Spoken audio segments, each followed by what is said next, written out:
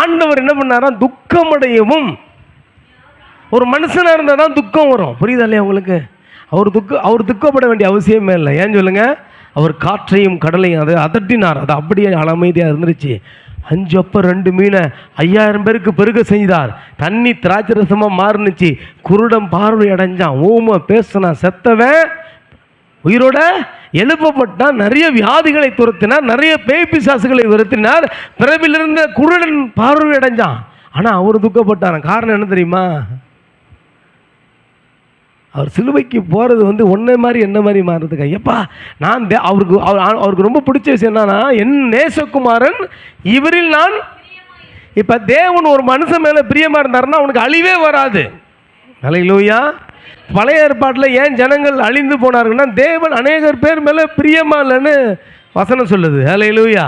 அப்போ நேசகுமாரன் இவர் என் நேசகுமாரன் இவரில் நான் பிரியமாக இருக்கிறேன்னு தேவனுடைய பார்வை சற்று விலக போகிறது. எங்கே?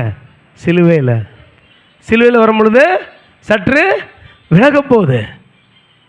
இங்கே இருந்து தேவ பார்வை இயேசுவுக்கு விட்டு நவுந்துச்சுன்னா அப்போ தான் சொல்கிறாரு, ஏன் என்னை கைவிட்டீர். இது வரைக்கும் அவர் சொன்னதே இல்லை. ஒரே ஒரு சத்தம், வானம் திறக்கப்பட்டு இவர் என் நேசகுமாரன் இவரில் நான் பிரியமா இருக்கிற அந்த ஒரு வார்த்தையில சிலுவை வரைக்கும் வந்தார் இயேசு கிறிஸ்து. அவ்வளவு அற்புதங்களையும் அவ்வளவு அடையாளங்களையும் அவ்வளவு எல்லாத்தையும் செஞ்சு முடிச்ச என் இயேசு கிறிஸ்து ஒரே ஒரு இடத்துல மட்டும்தான், தேவனே ஏன் என்ன. காரணம் என்ன தெரியுமா? அந்த இடத்துல தான் அவர் அமலனாய் மாறினார். ஹல்லேலூயா. இயேசுவா இருந்தவர் நம்மை போல பாவமுள்ள ஒரு நபராய், ஹல்லேலூயா, நம்மை போல பாவமுள்ள நபராய் அவர் மாறினார். ஏன்னா ரீப்ளேஸ்மெண்ட் நடக்குதுங்க. ஹல்லேலூயா. என் ஜனங்களின் பாவங்களை சுமந்து தீர்க்கிற தேவ ஆட்டுக்குட்டியாக இயேசு சிலுவையில் தொங்கப்படணும்.